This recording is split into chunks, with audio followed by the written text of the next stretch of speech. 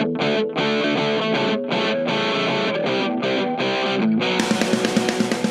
to The Grind, a podcast about the church planting process and missional strategies to make disciples of all nations. Coming to you from the offices of the Arkansas Baptist State Convention in Little Rock, Arkansas. Now, here are your hosts, Dave McClung and Chad Grigsby. Good morning, everybody. Welcome to the Big Idea Recap on The Grind. Coming to you on this glorious morning, Central Arkansas and Northwest Arkansas. I am Dave McClung, and with me is the lovely, wide awake, mostly coherent Chad Grigsby. Dave, if it looks like I just woke up, it's because I just woke up. Yeah. Well, it is, let's see, what is it, 7:15 in the morning on a Friday morning right now, and I've been up since 4:30. So, just sometimes when you get older, you just wake up. And, I wouldn't know what that's like. I'm still young. Yeah. There are certain things that happen to your bodies that make you wake up, and in the morning, and then once you're up, you're just kind of up. So I'm not saying I'm really awake, but I am. Up. You are coherent. Okay. Yeah, I had stuff to do in the office, so I figured I'd just come on out here. So I've been out here since about 5:30, and there's nobody in the building at 5:30, just in case you guys were wondering. So it's just the rats. Great time to get stuff done, and the chipmunk outside my window. There's a cute little chipmunk that runs up and down outside my window. How about that? Only a guy with ADD who's like squirrel would know that. You know. Well, it was unique because it's a chipmunk. I don't normally see chipmunks. Has the stripes down his back, cute little chipmunk, and I kept yelling, "Alvin!" That's awesome. Because I'm Dave. And so that's right. See, it works. It does. But there's usually squirrels, but this was a chipmunk, so that did catch my attention. Hilarious. To be honest, the squirrel would have caught my attention too, because anything that moved. Yeah, outside. A bug flying outside my window would catch my attention. Oh, look, a leaf. Yeah. So funny. That's the way it goes. So anyway, hey, we're going to do a recap on James Turner's conversation and podcast. And he said a lot of stuff. James always says a lot of stuff. One of the reasons we love him. But one of the things he said that we want to kind of do a takeoff on, and I think is really important for church place. And we've talked about this a lot, this idea of, preacher versus planter. It's not about just the weekend service, not just about your preaching. And we beat that horse to death. But there's a couple of things he said that I think are very important to go along with that. He said he tries to spend about 70% of his time outside the office building relationships, 30% inside. You've got to do some administrative stuff. You got to do some sermon prep. You have to do some of that stuff, staff meetings, whatever. Tries to spend 70% of his time outside the office. He's been bivocational quite a bit, of his church planting journey, and he always tried to find ways to leverage that job for his ministry. So when he managed a golf course for a while, and so part of that was they wanted the golf course connected with the community. So he was a part of the Rotary Club, part of the Chamber of Commerce, and so as a part of that, he is out even with his job engaging people. Our buddy Shane Four in Truman, works for the city of Jonesboro, leverages his job to meet with work release inmates, jail inmates, work release people, finding ways to connect with his employees and leverage that job. So for James, this is all about relationships, and the only way you can build relationships is if you're out with people.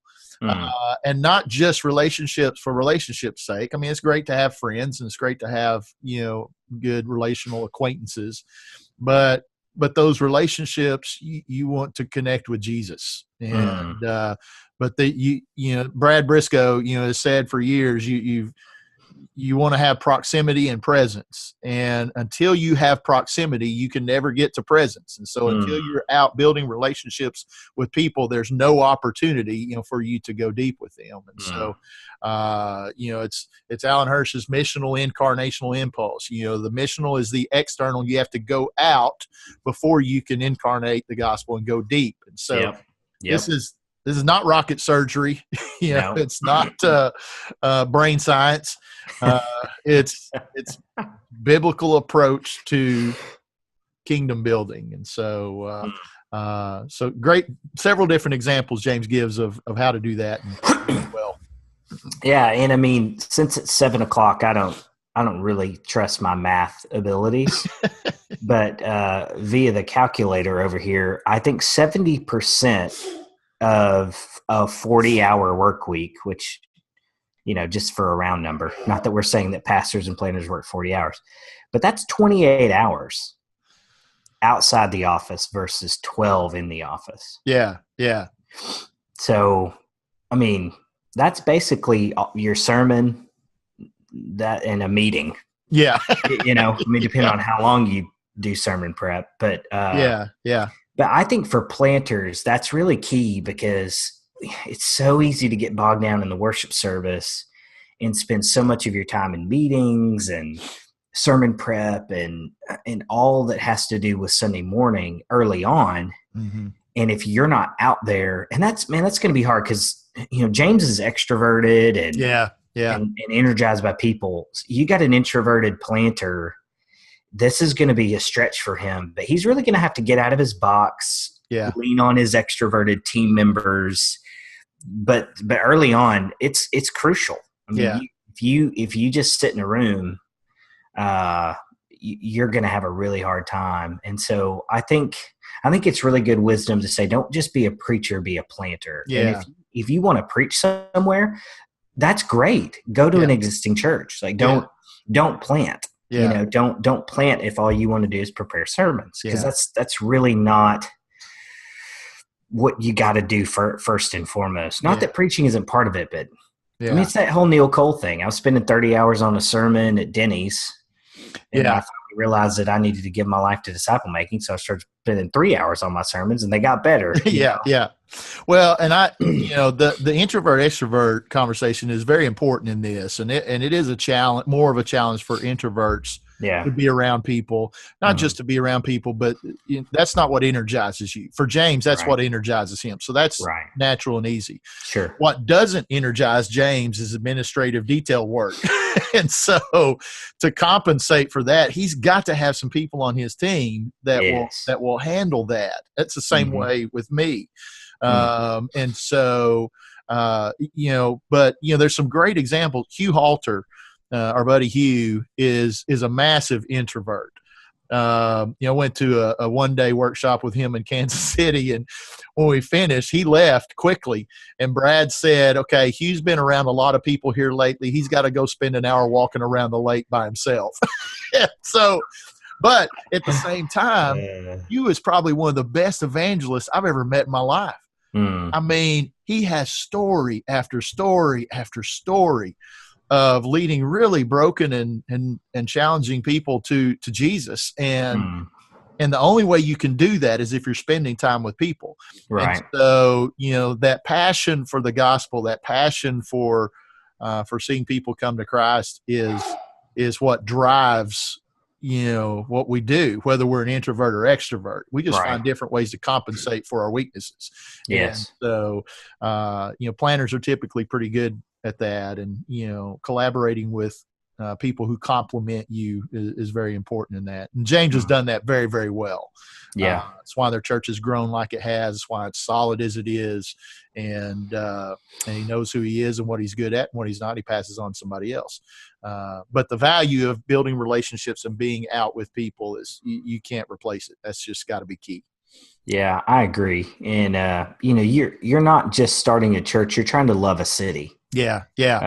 And impact a city. Yeah.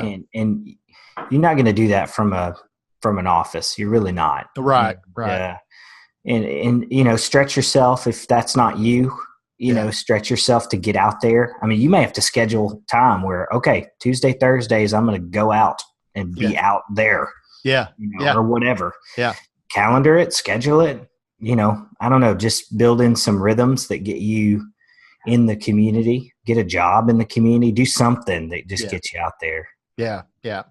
And if you're an introvert, then go do some woodworking or something. No. And hey, I'm an extrovert, but I've got to have some time away, as well. And well, I'm a middle of the road guy. Yeah. Like I think I'm 60-40 introvert right now. Yeah. Now, maybe that'll change. Yeah. Or maybe it does change. So I'm not. I mean, I'd rather probably be in a room with a book. Probably. Yeah. But you have to engage people. Yeah. You just have to. So it's getting out of your comfort zone. It's walking up to people you don't know and introducing yourself. Like, the state convention is a great example. Okay. Yeah. We have these huge events with hundreds of people, and my inclination is to stand in the corner, you know what I mean? and just hang out, and be like, well, if they want to talk, they'll come up to me. We can't do that. You can't do that. Mm-hmm. You have to get out there. And so I want to do it, but I kind of have to force myself to walk up to people and say, I'm Chad. I've never met you before. Let's have this conversation. Yeah. And I think that's kind of what you got to do. You kind of got to do what you got to do in church planting. If you really want to have that impact, get out of your office. Yeah. Yeah. There you go. There's the big idea for today. Get out of your office. So, thank you, James, for that. While we are recording this in our offices. I'm technically in a kitchen. But... Are you? Yeah, I'm in my office. So for a little while longer. And then I'm going to get out of here. I work from home, so the world is my office. Yeah, that's right. That's right.